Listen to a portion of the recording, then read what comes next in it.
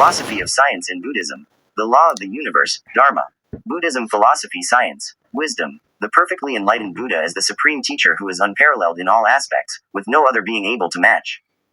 Every verse in the Vinaya, the Sutra, and the Abhidhamma has only one purpose: to help individuals with the potential to understand the Dhamma to escape the cycle of existence samsara.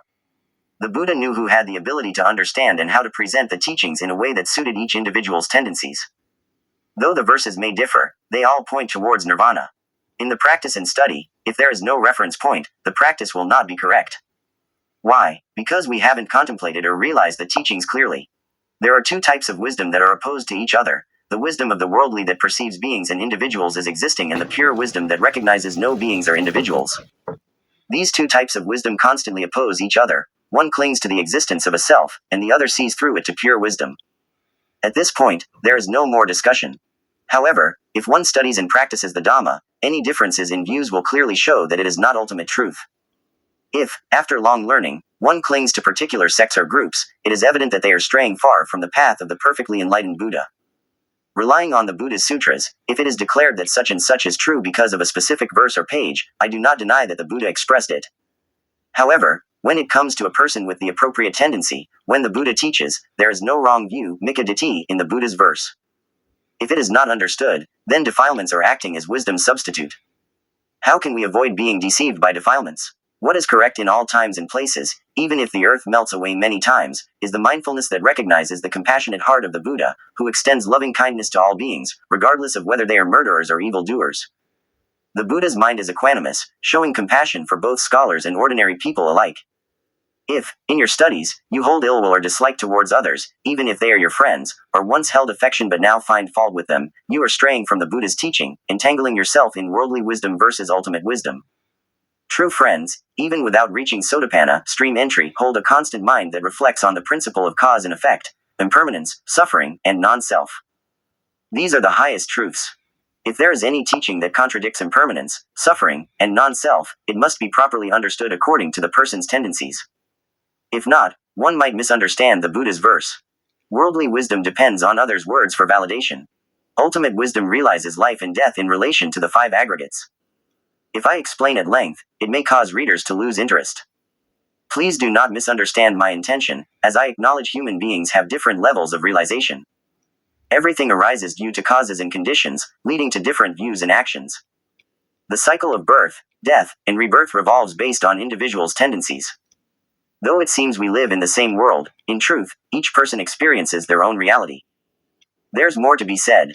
These problems have already been posted, and I will share this text for reflection according to the tendencies that resonate with me. 1. A person who enjoys delicious food feels pity for those who are not hungry. 2.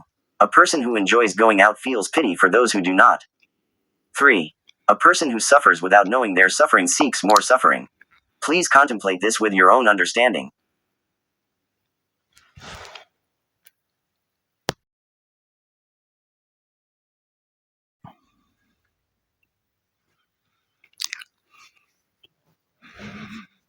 La loi de l'univers, Dharma.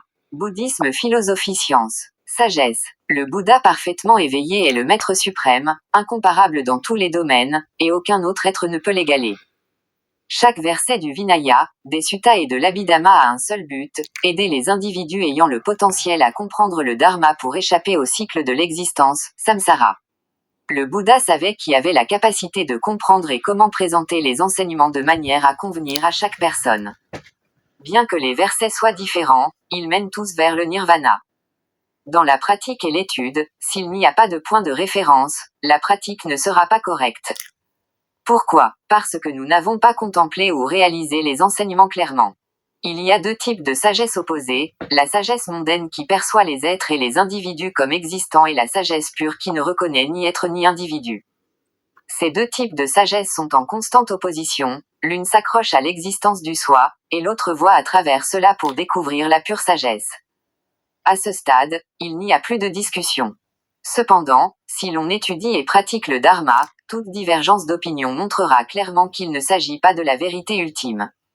Si, après de longues études, on s'attache à des sectes ou des groupes particuliers, il est évident que l'on s'éloigne du chemin du Bouddha parfaitement éveillé. S'appuyant sur les suttas du Bouddha, s'il est déclaré qu'une telle vérité est vraie à cause d'un verset ou d'une page spécifique, je ne nie pas que le Bouddha l'a exprimé. Cependant, lorsqu'il s'agit d'une personne avec la tendance appropriée, lorsque le Bouddha enseigne, il n'y a pas de vue erronée, Micchaditi, dans le verset du Bouddha.